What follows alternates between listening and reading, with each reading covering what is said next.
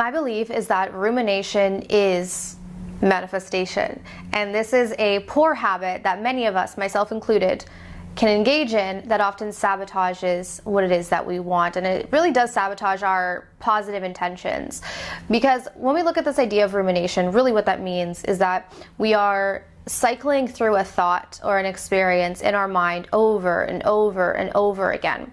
And what that does is it creates an energetic charge in our body, which essentially, when we look at spirituality and manifestation, it's a vibration. And that vibration has a certain frequency. And as we know, when it comes to this universe, we are attracting based on our frequency. So let's really think about that for a second.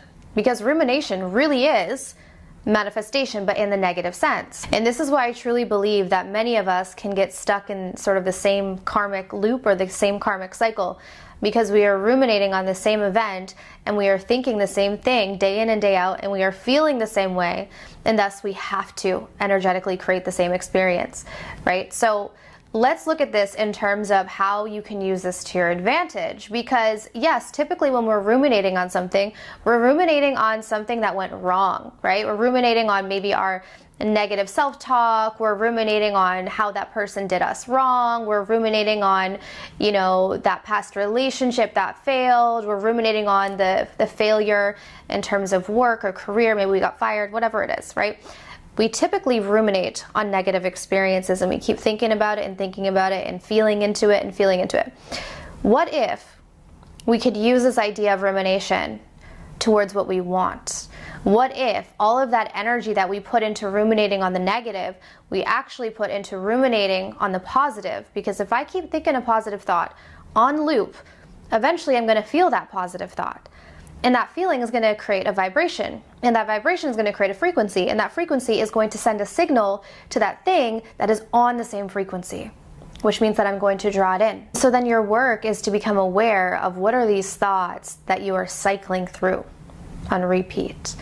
And are they directed towards the positive intention that you have, or are they directed towards the opposite intention and actually sabotaging your success? Because rumination really goes to show you just how powerful your mind is.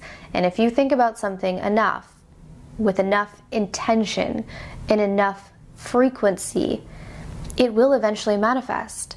But this is actually great news, because if you can learn to get control of those thoughts and you can direct them towards what it is that you want versus what you don't want, you're able to become a master manifester. So I hope that this video could give you a little bit of inspiration. If it did, be sure to give me a thumbs up. If you guys are interested in 7 steps to manifesting anything you want, so I go into the 7 steps that I use every single day.